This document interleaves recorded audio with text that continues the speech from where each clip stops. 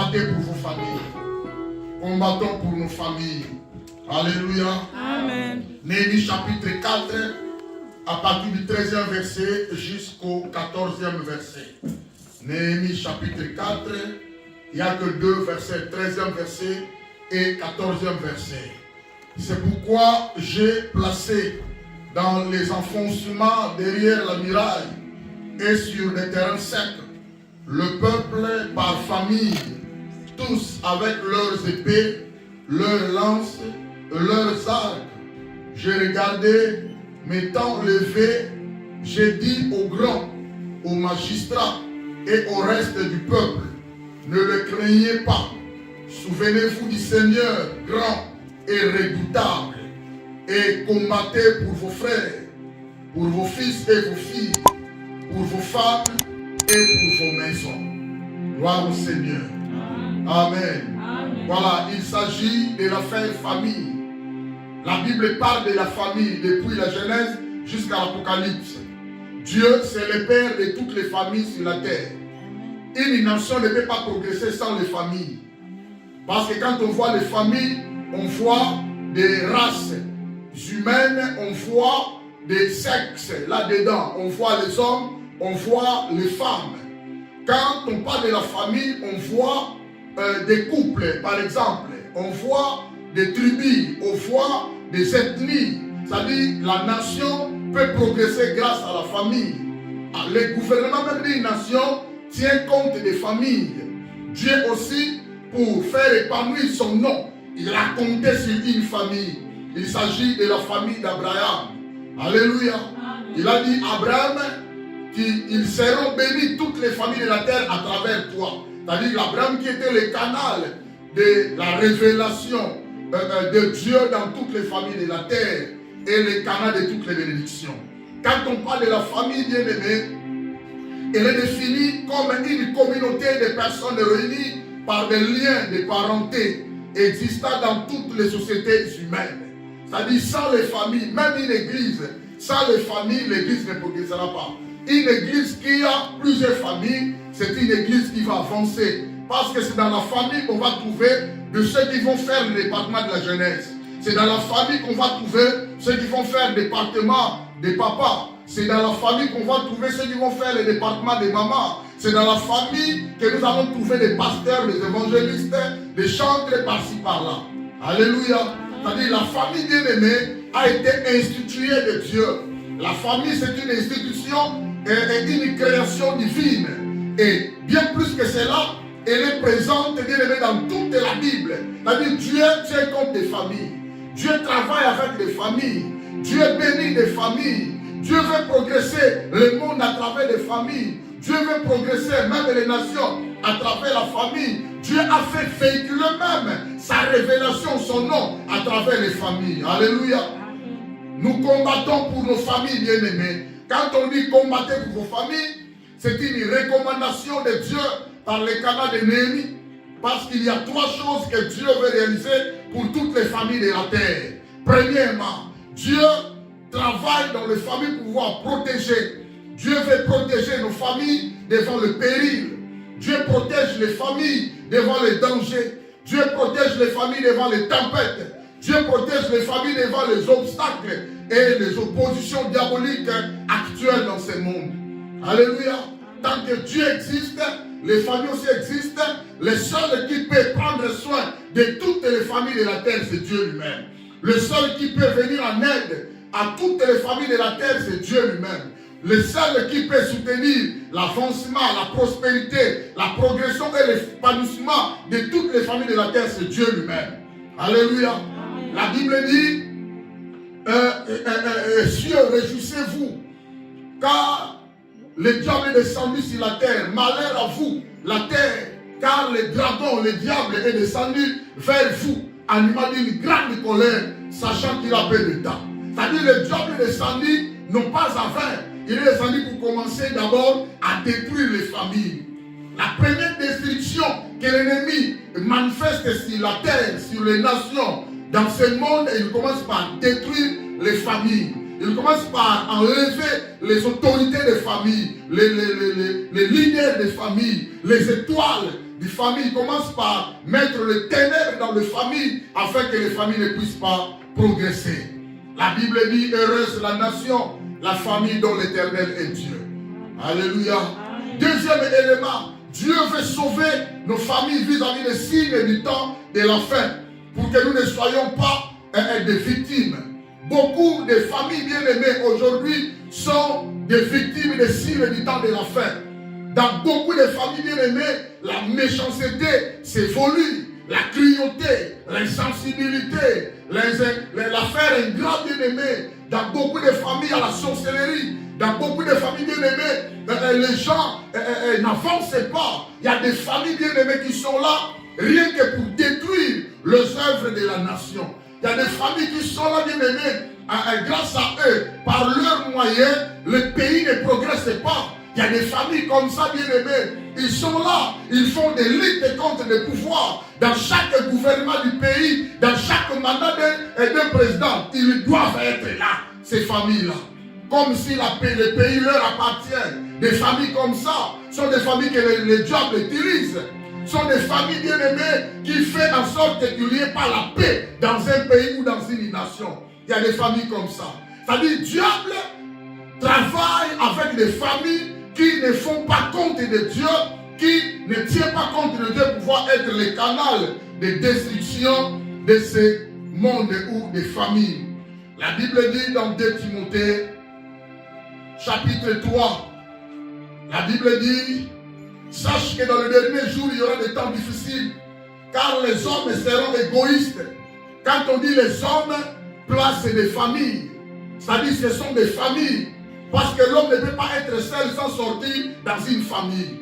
Quelqu'un me comprend? Amen. Dans les derniers jours, il y aura des temps difficiles, car les hommes seront égoïstes, amis de l'argent, fanfarons, hautains, blasphémateurs, rebelles à leurs parents, ingrats, irréligieux, insensibles, déloyaux, calomniateurs, intempérants, cruels, ennemis des gens de bien, traîtres, emportés, enflés d'orgueil, aimant le plaisir plus que Dieu, ayant l'apparence de la piété, mais réunions ceux qui en fait la force.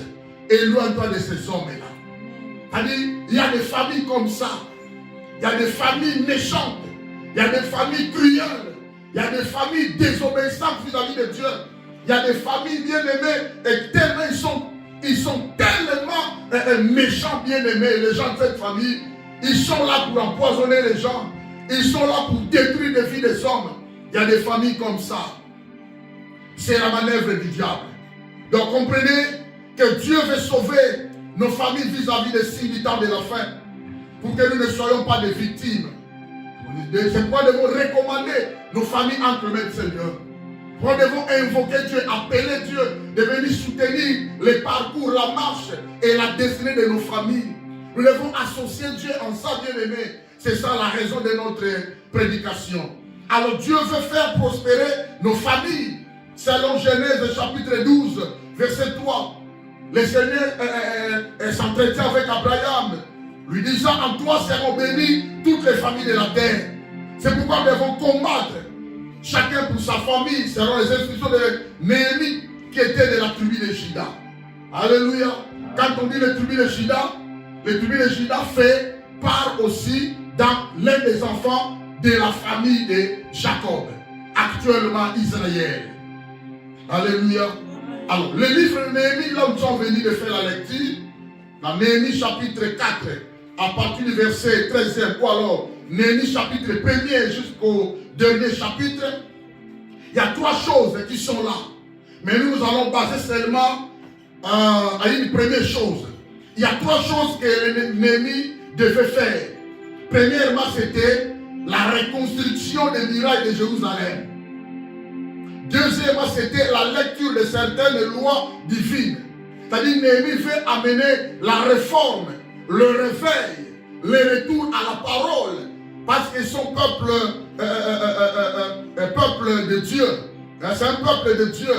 Néhémie, troisièmement, veut faire la restauration du culte ancien. Le culte devait avoir l'impact. Les lois de Dieu devaient être là pour impacter les vies. C'est ce que Néhémie veut faire. Alors vous allez constater quoi?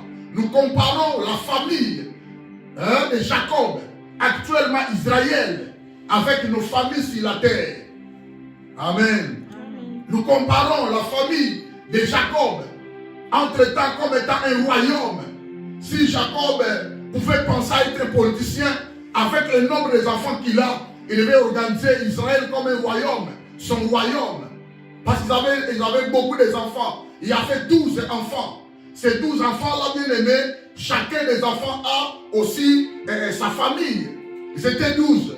Il s'agit de Ruben, Siméon, Lévi, Juda, Dan, Nephtali, Gad, Issachar, Zabulon, Joseph et Benjamin, Azer aussi.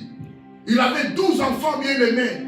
Et chacun aussi avait ses enfants. Par exemple, Joseph avait quitté la lignée de Jacob pour introduire ses fils, Manassé et Ephraïm. Manassé avait sa famille, sa généalogie, ses descendants, sa famille aussi, sa femme, ses enfants. Ephraïm aussi. C'est-à-dire Jacob pouvait se contenter à lui parce qu'il était le canal de la révélation de Dieu de pouvoir faire aussi Israël comme étant son royaume. Mais il a laissé Dieu diriger ce peuple-là. Voyez? Donc, s'il faut parler des familles bien-aimées, actuellement, nous avons deux familles. Premièrement, nos familles biologiques, par le sang de nos parents. Nous sommes membres de nos familles biologiques. Dieu bénit les familles de la terre. Dieu tient compte des familles de la terre, je vous avais dit. Dieu veut faire avancer une nation, une église, un royaume par le canal des familles. Alléluia. Tu n'as pas à négliger ta famille bien-aimée là où tu es sorti. Même si la famille est pauvre, tu dois combattre pour cette famille-là. Même si dans la famille a que des malheureux, tu dois prier Dieu, tu dois appeler Dieu, tu dois appeler la salle du Saint-Esprit afin que ta famille bien-aimée puisse avoir un positionnement meilleur. Dieu est capable, bien-aimé, d'honorer ta famille. Dieu est capable, bien-aimé, d'élever ta famille. Dieu est capable de soutenir ta famille. Une famille pauvre, comme la famille de Gédéon. Mais la famille a été prospérée grâce à Gédéon. Une famille pauvre, comme la famille de David. Mais grâce à David, vous connaissez l'histoire. Il a terrassé le géant Goliath. Et quelles sont les promesses du roi? Saül, le fils ami de celui qui va terrasser le géant Goliath. Vous connaissez, hein? Il aura la femme, la fille du roi Saül, et sa famille sera comblée de biens, de richesses, de l'argent. Alors la famille de David est devenue une famille renommée. Et à Jérusalem, en Juda. Alléluia. À toi aussi tu peux le faire au nom de Jésus. Amen. À Dieu capable, tu peux bien aimer combattre pour ta famille. Amen. Quand on dit combattons pour nos familles, nous devons le faire bien aimer physiquement, spirituellement, moralement, dans toutes les connaissances de la parole de Dieu. Alléluia. Amen. Deuxièmement, nous sommes une famille spirituelle. C'est par l'alliance du sang de Jésus. C'est par l'alliance de Dieu avec Abraham que nous sommes devenus aussi les membres de la famille de Dieu. Alléluia. Amen. Si je n'ai pas oublié, ça doit être Galates 4,16 ou bien Ephésiens 4,16. Nous avons été greffés à Olivier Sauvage. On va en parler plus tard. Mais sachez-le que nous sommes aussi une famille spirituelle parce que nous faisons part au royaume de Dieu. Nous appartenons au royaume de Dieu. Il n'y a que deux royaumes bien-aimés spirituels dans ce monde. Il y a le royaume de Dieu et il y a le royaume des ténèbres. Amen. Amen. Donc c'est très important. Nous faisons part dans une famille spirituelle par l'alliance. L'église corps de Christ et l'église locale. C'est très important. Ephésiens chapitre 3, verset 15. La Bible nous dit ceci. À cause de cela, je fléchis les genoux devant le Père. Là, c'est l'apôtre Paul. Il est en train de faire la prière pour les Éphésiens. En Éphèse, l'église en Éphèse. Il est en train de prier pour l'église. Il dit, à cause de cela, je fléchis les genoux devant le Père, duquel tire son nom toutes les familles dans le ciel et sur la terre. C'est-à-dire, il y a une famille dans le ciel. Il y a aussi une famille sur la terre. Alléluia. Amen. Ça doit être les anges. Ils font part dans la famille de Dieu. Ils sont dirigés là-bas. C'est eux qui se trouvent dans le ciel. Nous sommes sur la terre. Alors sur la terre, c'est nous. Alléluia. Amen. Quelqu'un me comprend? Amen. Alors dans ce contexte biblique bien aimé, nous étudions Néhémie. Néhémie a donné l'ordre. Néhémie s'adresse à tous ses frères et sœurs. N'oubliez pas, Néhémie fait part de la tribu, de la famille de Jacob, mais ses grands-parents, c'est Juda.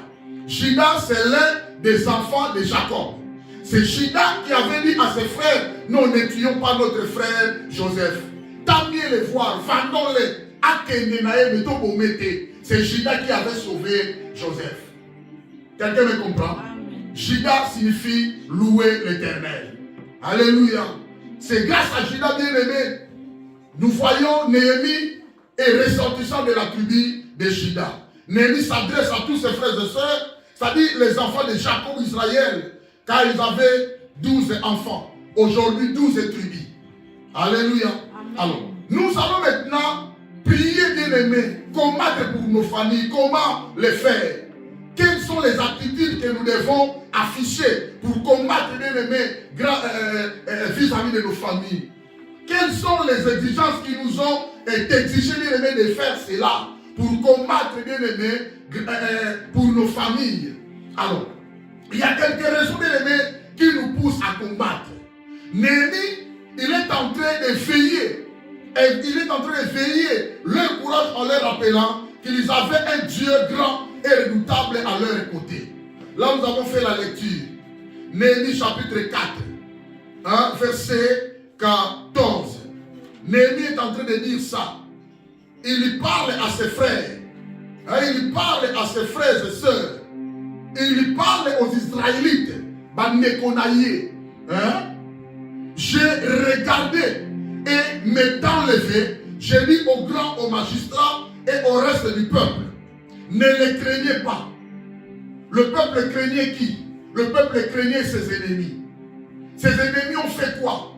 Ses ennemis mettaient l'obstacle et l'opposition afin que la reconstruction des murailles ne soit pas réalisée. On va parler de murailles. On va pénétrer la profondeur de la muraille. Oh, la muraille était la clôture d'une ville.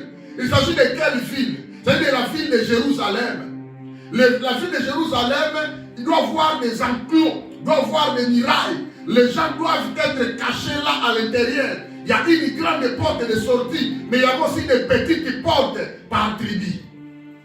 Alléluia. Amen. Alors maintenant, il devait quitter l'exil, l'esclavagisme en Babylone et en Médo-Perse pour pouvoir retourner en Israël, précisément à Jérusalem, pour faire la reconstruction. Quand on parle de la reconstruction, cela signifie le mur était brisé, le mur était cassé. Quelqu'un me comprend? Vous comprenez? Ok. Donc Néhémie, il a dit cela. C'est-à-dire physiquement parlant, spirituellement parlant, nous devons combattre pour nos familles. Alors quand on parle de la famille, on voit déjà papa, maman, même s'il y a un seul enfant, déjà on fait la famille. Même s'il n'y a pas que les enfants, déjà on fait la famille. Alléluia. Amen. Quelqu'un me comprend? Amen. Alors, premièrement, nous combattons pour la reconstruction de murailles. Pour la reconstruction des murailles de Jérusalem. Jérusalem, c'est une ville sainte du grand roi. Jérusalem, ici, est représenté comme une famille. Jérusalem est représenté comme un royaume. Jérusalem, peut aussi être symbolisé comme l'église. Je vous avais expliqué, l'église est une famille aussi. Royaume de Dieu, nous faisons part dans le royaume de Dieu. Nous sommes des participants dans la nature divine de Dieu. C'est pourquoi nous sommes dans le royaume de Dieu. Nous ne sommes pas des étrangers, ni des concitoyens, ni des gens du dehors de la maison de Dieu. Mais nous sommes les gens de la maison de Dieu, c'est-à-dire de la famille de Dieu. Amen. Alléluia. Amen. Premier élément, nous allons combattre. Tu dois combattre, bien-aimé. Nous devons combattre pour nos familles. Pourquoi? Parce que les murailles sont tombées. Les murailles sont brisées. Alléluia. Nous devons suivre l'exemple de Néhémie en donnant des instructions à ses frères et sœurs. Il leur dit, ne les craignez pas. Souvenez-vous du Seigneur. C'est lui qui est grand. C'est lui qui est redoutable. Et combattez pour vos frères, pour pour vos femmes et pour vos maisons. Que chacun puisse se lever, que chacun puisse prendre une décision, qu'il se lève pour combattre rien que pour la raison de sa famille, rien que pour la raison de ses frères et sœurs, rien que pour la raison de sa maison. Alléluia. Si quelqu'un ne veut pas se lever et combattre, bien aimé, la famille sera anéantie, la famille sera détruite. Alléluia. Amen. Premièrement, bien aimé, nous allons combattre aujourd'hui et nous allons continuer à combattre rien que pour la reconstruction des murailles de Jérusalem. Ici, la reconstruction des murailles de Jérusalem est considérée comme un type de l'édification du royaume de Dieu sur la terre. Alléluia. Nous devons édifier. Édifier, c'est-à-dire bâtir le royaume de Dieu. Édifier, c'est-à-dire bâtir une bonne église. Édifier, c'est-à-dire bâtir une bonne famille. Une famille solide. Alléluia. Beaucoup de familles n'ont pas la valeur vis-à-vis de Dieu parce que dans la famille, il n'y a pas de gens qui connaissent Dieu. Alléluia. Tu peux aussi prier pour tes frères et sœurs qui sont des athées, qui sont des ignorants vis-à-vis des choses de Dieu. Tu peux faire ça. Tu dois combattre. C'est-à-dire combattre, devons faire ça dans toutes sortes de manières. Spirituellement, physiquement, moralement, spirituellement. Il y a des familles bien-aimées qui vivent bien-aimées dans l'ignorance vis-à-vis de Dieu. Il y a des familles qui souffrent bien-aimées. Il n'y a personne qui peut lever la tête et soutenir la famille financièrement. Tu peux demander à Dieu, Seigneur, fais-moi un canal de bénédiction pour ma famille. Et quelqu'un me comprend. Il y a des amis ici qui refusent d'accrocher le téléphone par rapport aux appels du pays. Parce qu'il n'y a rien, il n'a rien à donner, il ne travaille pas, il n'y a pas moyen de réaliser les promesses. Vous comprenez? Mais quand nous prions bien-aimé, Dieu est capable bien-aimé de te soutenir. Amen. J'ai dit à quelqu'un, la Bible dit, l'Éternel a dit, invoquez-moi, je te répondrai. Je t'annoncerai même des choses cachées que tu n'as jamais connues. Quand on dit invoquer, cela signifie appeler Dieu. Tu peux aussi appeler Dieu pour ta famille. Appelle Dieu pour qu'il vienne au soutien de ta famille. Appelle Dieu pour qu'il vienne au secours de ta famille. Car tu dois être un canal de bénédiction pour ta famille. Alléluia. Amen. David avait fait ça. Il faudrait que les Philistins et les Israélites combattent entre batailles. Et le géant Goliath a lancé un défi à l'armée israélite. Non, il ne faut pas combattre, on ne va pas combattre comme ça. Cherche-moi quelqu'un chez vous.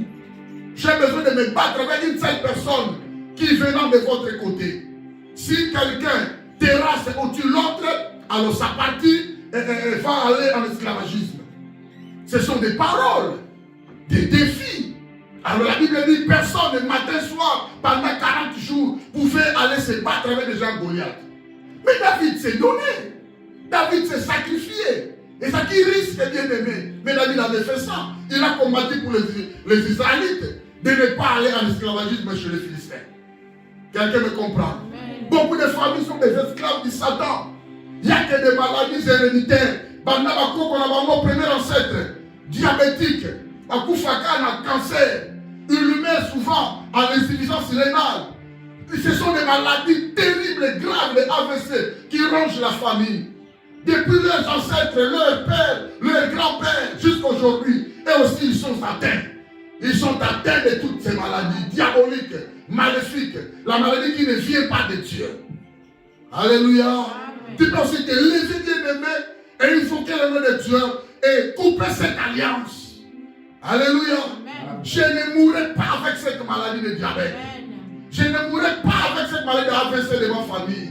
Que le lien de ma famille me libère au nom de Jésus parce que le sang de Jésus me prend en charge. Amen. Quelqu'un me comprend? Amen. Tu peux aussi combattre pour ta famille. Les hommes de la Bible ont fait ça. Gédéon avait combattu pour sa famille. Daniel avait combattu. De même, Néhémie est en train de révolutionner les gens pour aller combattre. Alors la reconstruction des murailles de Jérusalem, c'est un type, bien aimé, considéré comme un type de l'édification du royaume de Dieu sur la terre. Nous devons édifier. Édifier, c'est-à-dire nous devons bâtir. Nous devons construire, bien aimé. devons chercher des voies et moyens. Cherche des voies et moyens. Comment tu peux bâtir ta famille? Cherche d'abord les maladies de ta famille. Après, tu vas chercher des remèdes. Qu'est-ce qu'il faut faire pour ta famille? Ni les aussi matés, la libotanayo. Tu dois avoir des soucis, les soucis de ta famille. Alléluia. L'édification du royaume de Dieu sur la terre. Selon Néhémie, chapitre 1er, verset 3. La Bible dit, il me répondit, ceux qui sont restés de la captivité sont là dans la province, au comble du malheur et de l'opprobre. Le miracle de Jérusalem sont en ruine et ses portes sont consumées par les feux. Le miracle de Jérusalem sont en ruine et les portes sont consumées par les feux. Quand on parle de miracle, on parle de la clôture. On parle bien aimé de la protection. On parle de la sécurité. Alléluia. Amen. Nous sommes tous sans ignorer des parcelles qui ont des grands murs entourés avec une grande porte, un grand portail. C'est impossible. C'est difficile que les voleurs ou les assaillants entrent facilement. C'était la même chose en Israël. Le peuple d'Israël était entouré en Jérusalem avec des miracles. Jérusalem, je vous avais dit, c'est la ville sainte. Ça peut être une famille, une église, un royaume. Le miracle, ce sont des clôtures de la ville avec des portes en sécurité. La ville était entourée de murailles, mais il y avait des portes par lesquelles le peuple était en position, en voie de sortie. Il y avait une grande porte. Il y avait une grande porte là où passaient les réunions des anciens de Jérusalem. Alors nous devons reconstruire le miracle. Quand on dit le miracle sont en ruine, cela symbolise les familles qui vivent l'affaiblissement. Une église qui vit l'affaiblissement, la sécheresse, pas de progression, pas d'évolution. De même, beaucoup de familles n'évoluent pas. De même, beaucoup de familles vivent la faiblesse, bien aimés.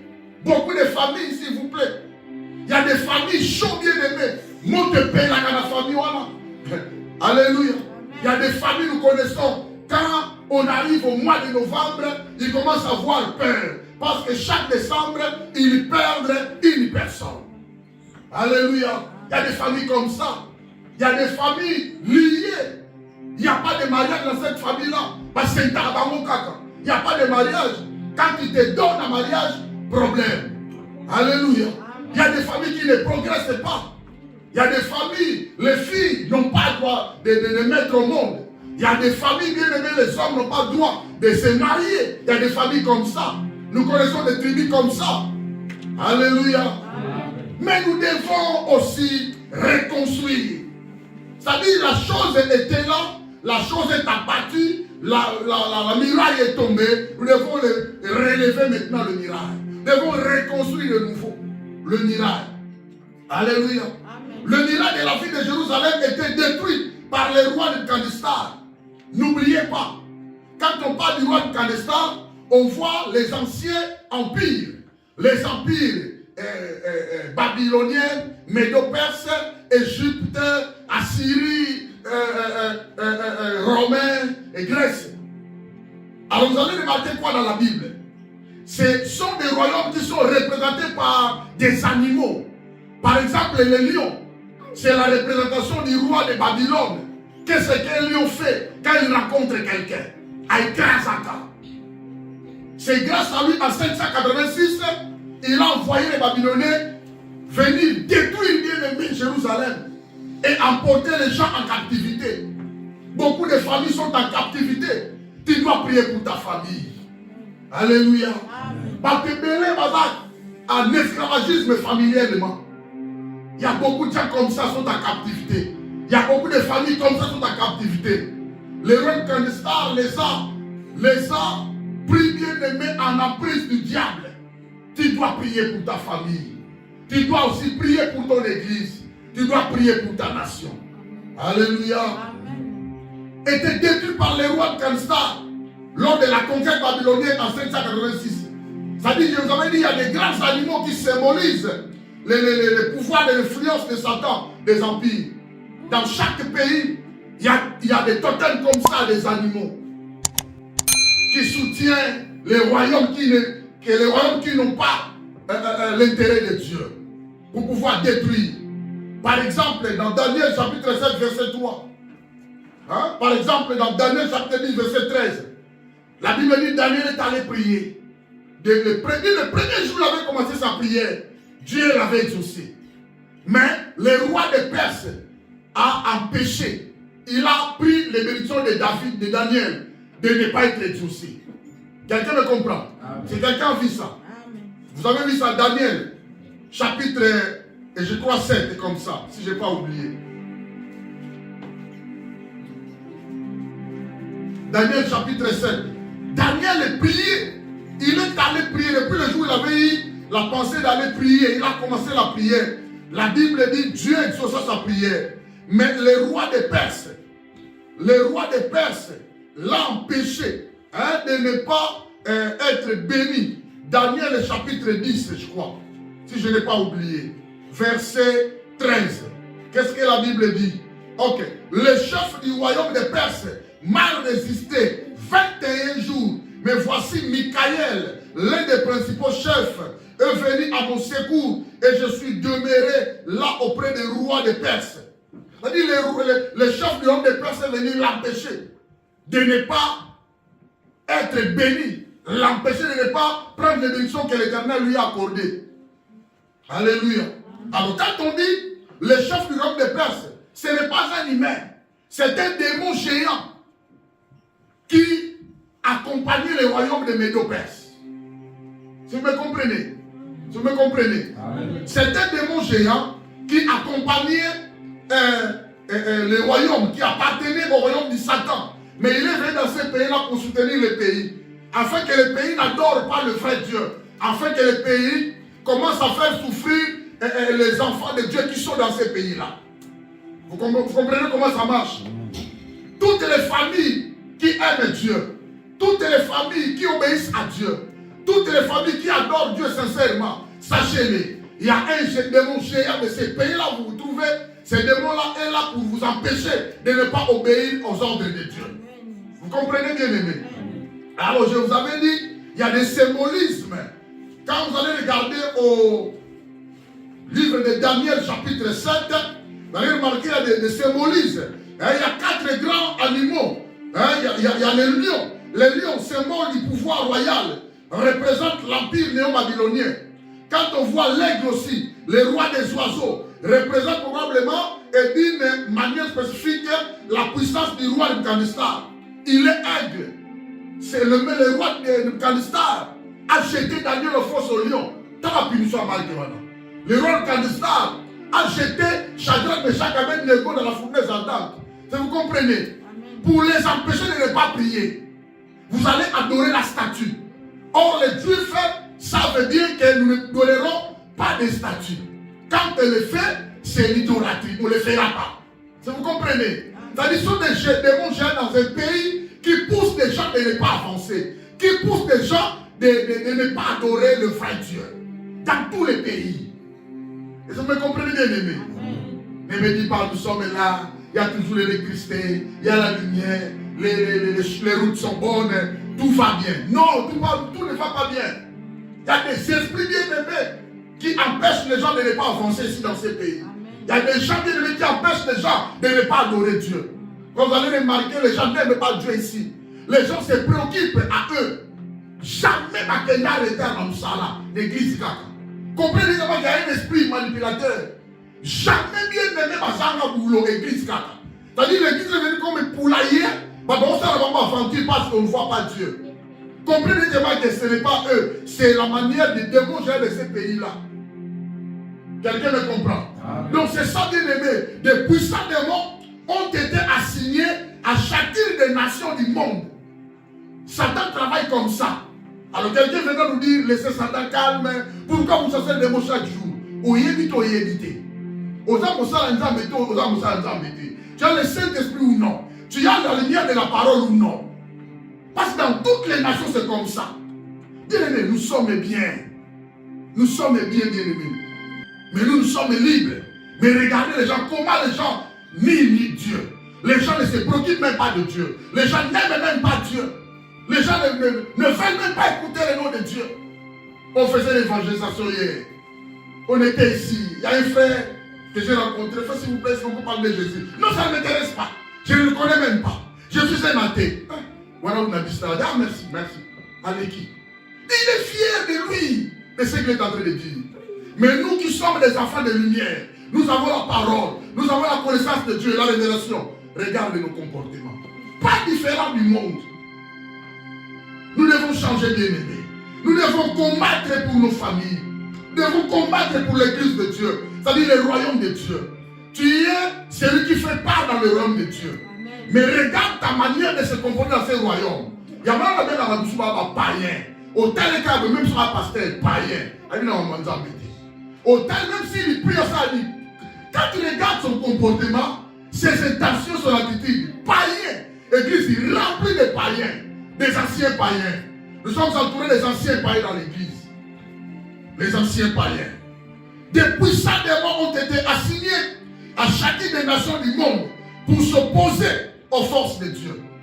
N'oubliez pas, bien aimé, mets ça dans ta tête. En aucun jour, le royaume de Dieu va acclamer le royaume de Satan. En aucun jour, le royaume de Satan va envoyer les démons adorer Dieu. Ça la mater. Quelqu'un me comprend? Il s'oppose aux forces de Dieu. C'est pourquoi nous aussi, nous avons l'autorité léguée par le Seigneur de s'opposer sur les forces des ténèbres. Quelqu'un me comprend? Dès que mes maisons qu'on va dans le Tigalibongo, ma maison père, elle est normal. Elle est aussi balango.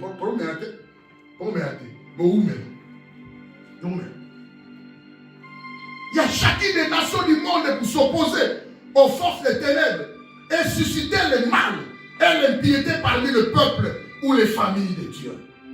Alléluia. Amen. Dans mon introduction, je vous avais dit, il y a des familles par moi, il faut qu'un ministre à. Il y a des familles par moi, député face à la carte. Il y a des familles, quelqu'un doit être sénateur. Donc, par moi, tu vis la Bangoana, depuis le temps de Kassavou, tirez-le. Bango Kabale Kana gouvernement. Sont des familles méchantes. Sont des familles intéressées. Sont des familles usurpateuses.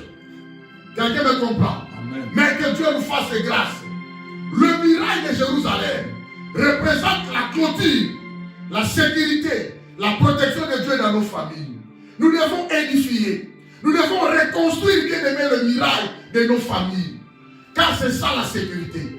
Comment chercher la sécurité de Dieu? Tu dois prier, tu dois appeler Dieu, tu dois invoquer Dieu. Quelqu'un me comprend? Parce que s'il n'y a pas la sécurité, tout le monde peut pénétrer la ville. Tout le monde peut pénétrer ta famille. S'il n'y a pas la sécurité, s'il n'y a pas la couverture spirituelle, toute influence peut pénétrer ta famille. Dans toutes les familles de ce monde, s'il n'y a pas la sécurité, quand Dieu se rencontre dans la famille, son père est mort avec une maladie de cancer. Sa mère était morte avec le diabète. Son premier frère était mort avec l'insuffisance rénale. L'autre là, son second frère, avait eu l'AVC. L'autre sœur était mort accidentée, brusquement, brutalement. Il y a des amis, il y a des alliances, il y a des pactes qu'on avait réalisés. Il y a des liens sataniques diaboliques. Il y a des hôtels qui fonctionnent. Nous devons briser ça. Alléluia. C'est ça, reconstruire le miracle. Bien aimé, l'édification, c'est l'action de construire, de bâtir. Nous devons élever le miracle. Nous devons chercher la sécurité de nos familles. Nous devons prier pour les familles. Nous devons prier parce qu'il y a des intempérances. Il y a des dangers. Hein? Il y a des afflictions les plus sévères. Nous devons prier pour nos familles, mes amis.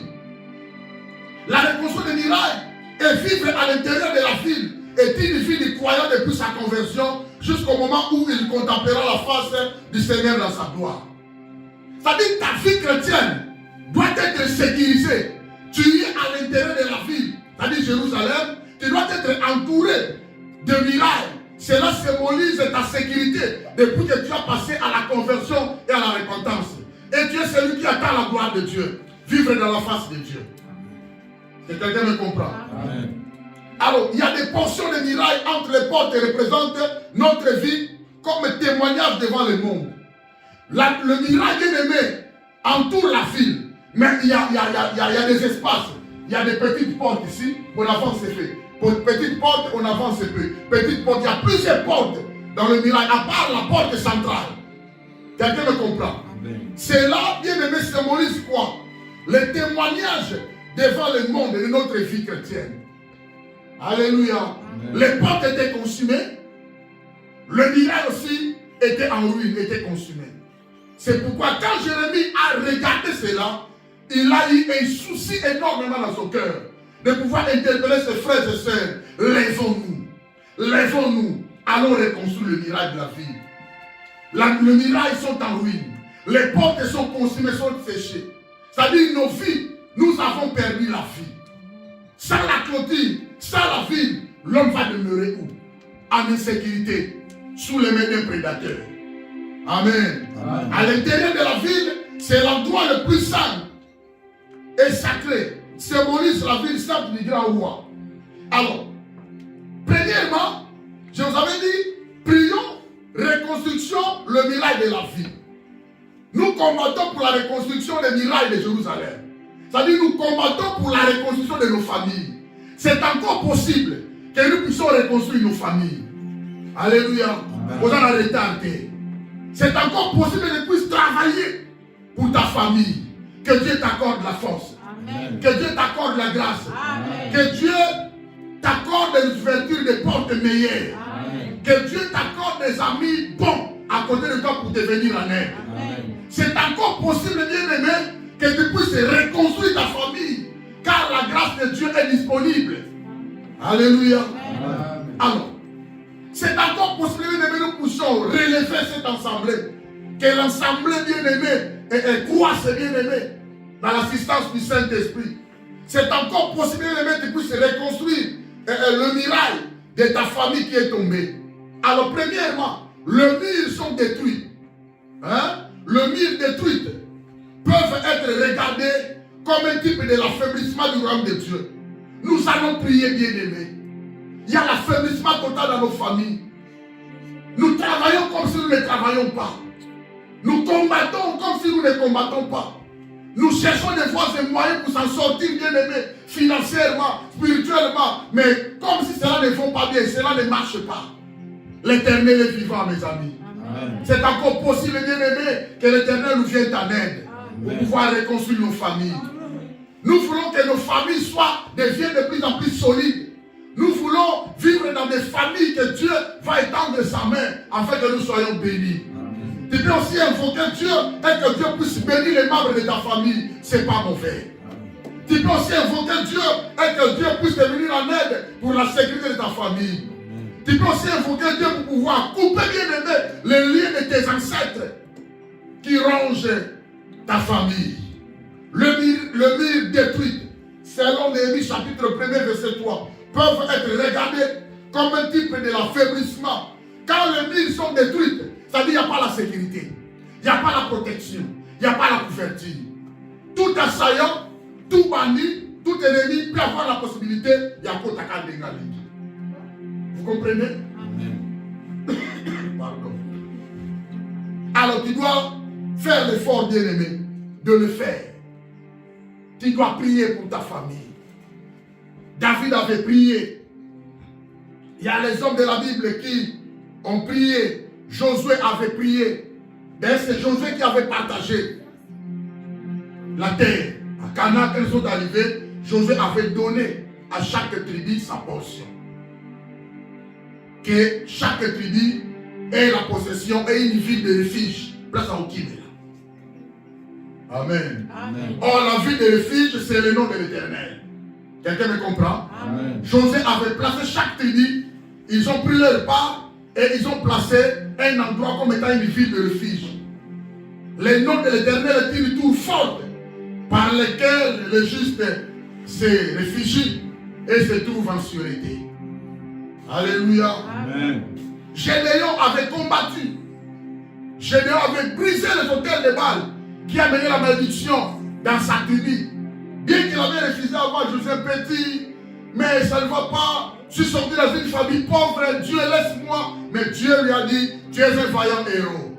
Alléluia. Amen. Toi aussi, tu es un vaillant héros de ta famille. Amen. Tu es un vaillant héros de cette assemblée. Amen. Tu es un vaillant héros bien aimé de cette nation. Amen. Tu peux te lever comme Gédéon et combattre pour ta famille. Amen. Alléluia. Amen. Jonathan fait ça, bien aimé. Le fils du roi Saül avait combattu pour les Israélites. David n'en parlait même pas. On a fait la lecture 1 Samuel chapitre 17, verset 45. David veut convaincre le roi Saül d'aller se battre avec les géants Goliath. Le roi a vu ça, non, c'est un risque d'envoyer cet enfant d'aller se battre. D'ailleurs, il ne fait pas part dans l'armée israélite. Il n'a pas continué dans la bataille qu'il était. Mais il a cherché des voies et moyens pour pouvoir témoigner son expérience passée avec Dieu. Et le roi était convaincu. Et le roi lui a béni, lui a dit, va, que l'Éternel soit avec toi. Il est allé battre le géant Goliath. David il fut plus fort avec une fronde de célébrant. Une petite pierre. David était plus fort. David dit aux Philistins, tu marches contre moi avec l'épée, la lance et le javelot. Et moi, je marche contre toi au nom de l'Éternel des armées, du Dieu de l'armée d'Israël que tu as insulté. Il est en train de défendre d'abord Dieu. Cette défense, on appelle ça l'honneur. Il est en train de revaloriser Dieu aux yeux de tout le monde. Avant de combattre pour ta famille, tu dois reconnaître que ce n'est pas toi qui vas combattre, mais c'est l'Éternel qui combattra à votre place. Amen. Amen. Si quelqu'un me comprend. Amen. David était seul. Il a exhibé ce témoignage. Il a donné ce témoignage. Alors le roi était convaincu. Mais maintenant, d'autres peuples ne connaissaient pas. Ils devaient écouter ce que David devait proclamer. David revalorisait l'honneur de Dieu en présence de multitudes de peuples. David, bien aimé, revalorisait l'honneur de Dieu. David honorait Dieu en même temps. Le Dieu d'Israël, l'armée, du Dieu de l'armée d'Israël que tu as insulté. David, bien aimé, répétait ce message pour dire aux gens que nous dépendons à quelqu'un qui est le champion des champions. Amen. Alléluia. Amen. Si Goliath se présente au cas des Philistins comme étant un champion et les Philistins, nous avons celui qui est le champion des champions au milieu de nous. Il s'appelle le Dieu des armées d'Israël. Amen. Courage. Tu ne peux pas combattre seul. Tu dois faire les démarches d'abord spirituelles. Parce que le combat de ta famille n'est pas un combat charnel physique. Quelqu'un me comprend? Amen. Tu veux prier pour ta famille. Tu veux délivrer les gens de ta famille. Tu veux faire remonter ta famille. Tu veux faire prospérer ta famille. Bien aimé, c'est un combat spirituel. Qui sait si dans ta famille il y a un sorcier qui bloque toute la famille? Quelqu'un me comprend? Amen. Alors toi tu ne vas pas combattre parce qu'il y a quelqu'un à côté de toi qui est le champion des champions qui combat pour toi. Amen. Celui qui va te défendre devant tes ennemis. Quelqu'un me comprend?